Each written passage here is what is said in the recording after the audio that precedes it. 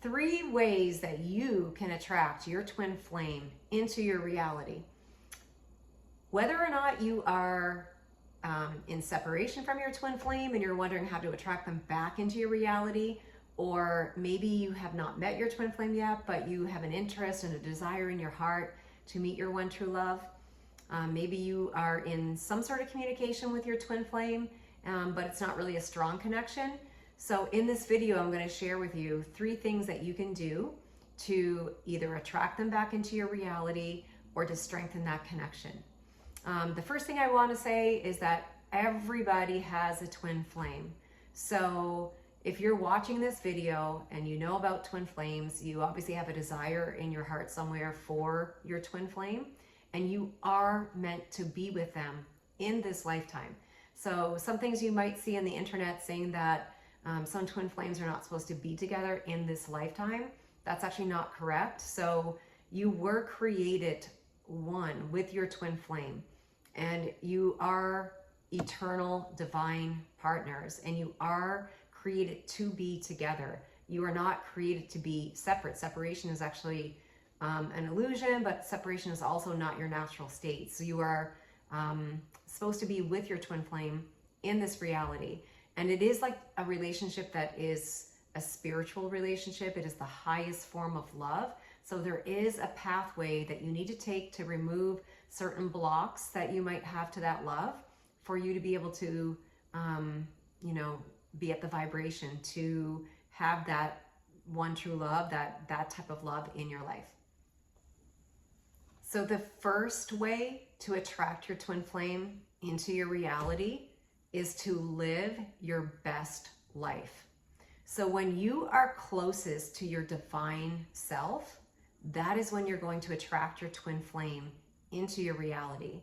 So being your divine self means that you're your authentic self. So you're not people pleasing or being some sort of other version of yourself that you, like a chameleon that you sort of created to people please others or get attention or validation or love from other people. So you are living as your authentic self, and you're really enjoying life. So you're in a receiving mode and going with the flow. So you're not trying to control everything in your life, but you're really accepting your life and yourself as you are. It doesn't mean you're not trying to improve any area in your life. So as an example, let's say you're living in an apartment and you don't really, that's not your dream apartment, your dream home. Well, you choose to love the place that you have. You choose to love that apartment. You choose to accept that, hey, this is where I am. It's not my end goal. My end goal is, this other house. I'm going to own my own house or whatever that is. And it's going to have these type of features. But right now I accept that this is where I am, and where I am right now, I'm going to love this place. The same as your body. If you don't love the body that you're in right now, and you have a goal to be more fit or to lose weight or to develop strength or whatever it is, you choose to accept yourself as you are right now with the goal of accepting yourself as you make it to that goal that you have. So it's a place of complete self-acceptance. It's also being grateful for everything that you have. So a gratitude journal is a really good habit to have, but maybe when you wake up in the morning or when you go to bed in the evening, make a list of all the things that you're really, really grateful for, and get in the habit as you're going about your day to just notice, so the divine or source or God or whatever you want to call, I call it God, but God is in all things and all people. So noticing just the things in your life that are really beautiful, even in nature, and songs that you like or food that you like, and just being really grateful, like me, having my coffee in the morning. I love my coffee in the morning, and I love the mug. I love this mug that I have my coffee in. But being just grateful for all the little things that you have in your life.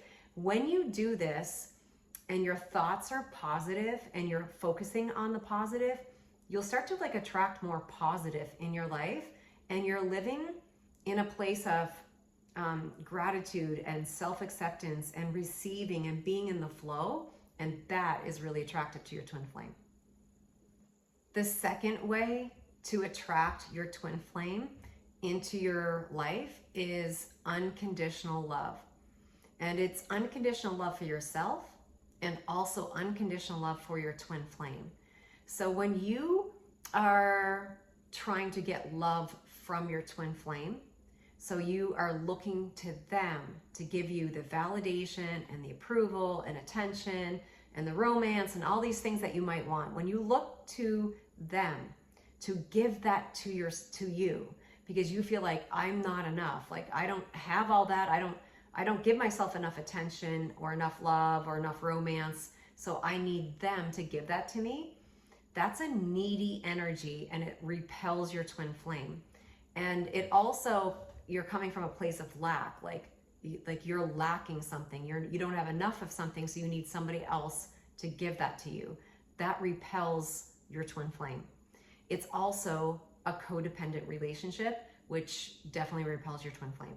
So codependency is not something that, or that it is something that you have to heal on the twin flame journey, because it is a journey of unconditional love. So when you are able to love yourself and fill your own emotional cup, to really love yourself enough to prioritize your needs, to meet your needs, and to know that you're worthy of having your own needs met, and you don't need another person to give that to you, that you choose to give it to yourself, and you know that you're one with your source, with the universe, with God.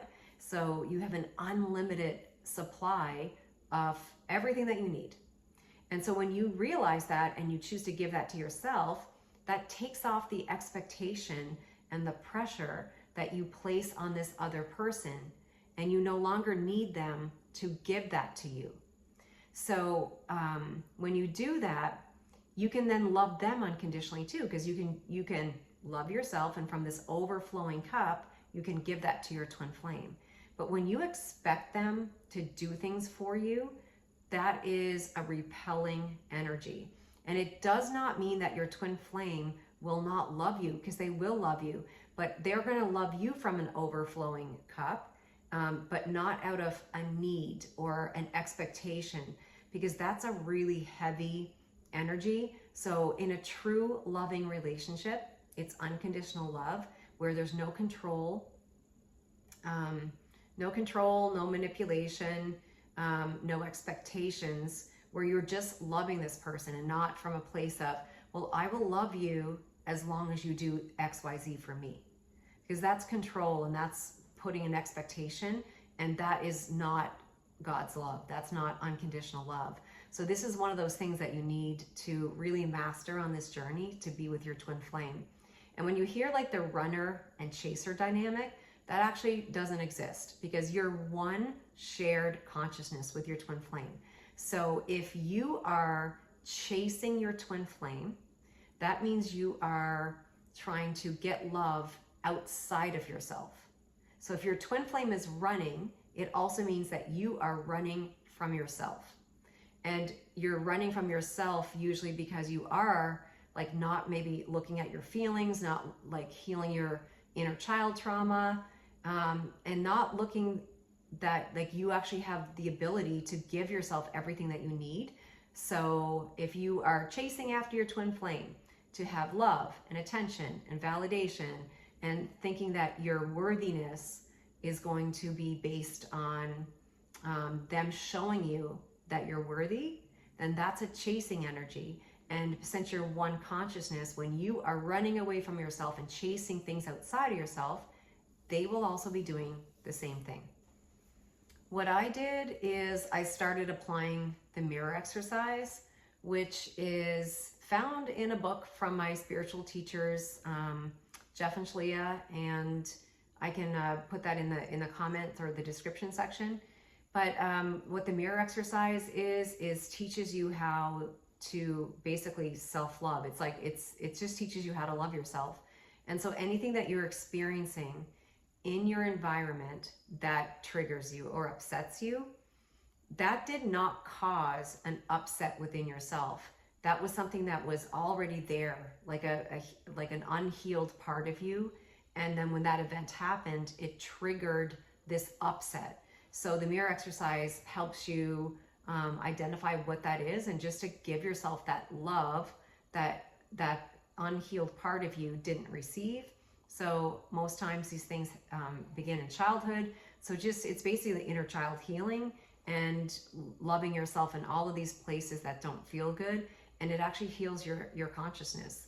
And it's from that place of love, when you're so filled with love, that is when you can have your one true love, your perfect love. So if you guys would, if you're, new to the journey and you want to have any, guidance as to maybe what the next step you should be, feel free to reach out and send me an email or put something in the comments. And I'd be really happy to tell you what I did, or what, what might be the best step for you based on what your situation is.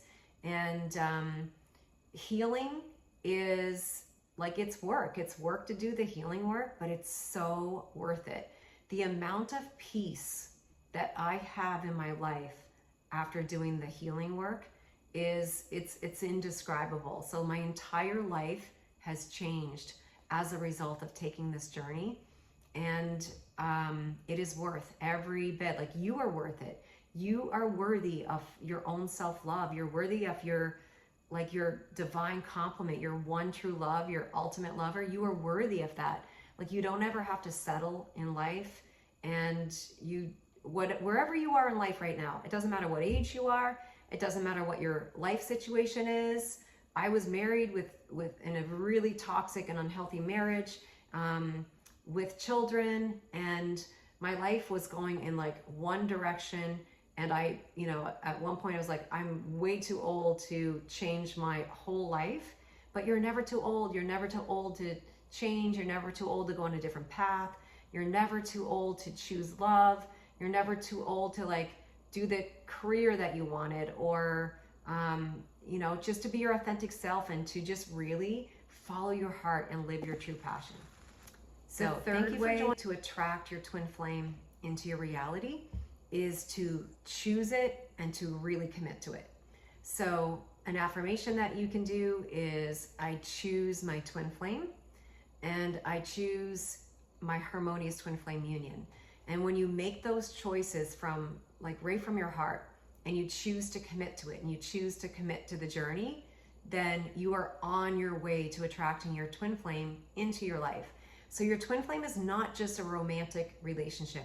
They are your ultimate lover. Like, there is nobody on this planet that is a better match for you than your twin flame.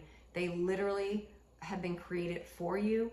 You are one, shared blueprint. You're one shared consciousness, and they are created to be the perfect match for you in every single way. So this match was created by the divine. So it is like a perfect romantic relationship.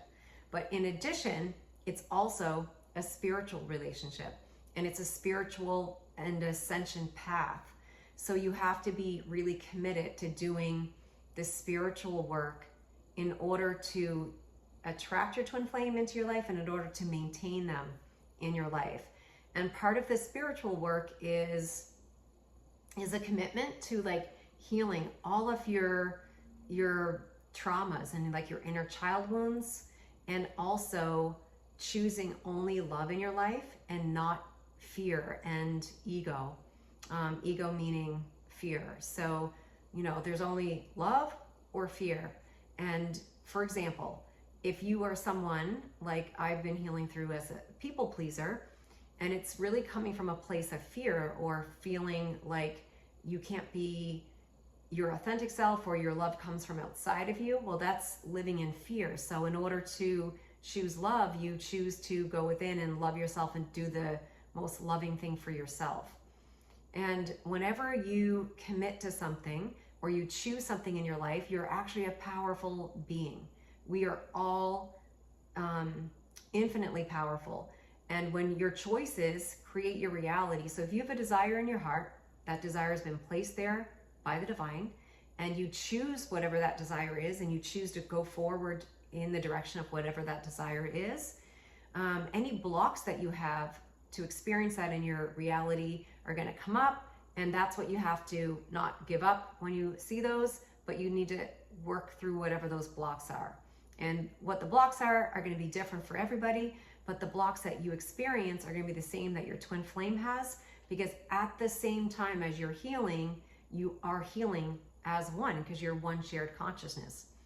And I can tell you that the work is worth it. It definitely is work, and there's definitely challenges in choosing to heal your trauma, and to align your mind and your heart back with love, but it is so worth it. The amount of peace that I have in my life is just indescribable. I am a different person completely after going on this healing journey, a completely different person. And I have healed through so many really toxic patterns in my life, and it is absolutely worth it. And on top of, you know, that really amazing, like, empowered feeling that you will have choosing to do this work, you also are aligned with your authentic self, and you're choosing to love yourself. And then you can attract all that love that you gave yourself. You will attract that into your life in the form of your ultimate lover, your twin flame.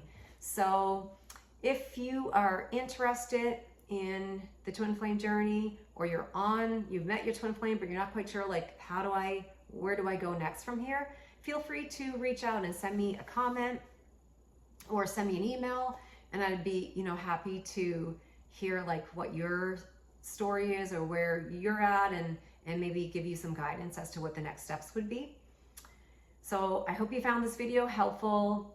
I'm Tamara from One Divine Love.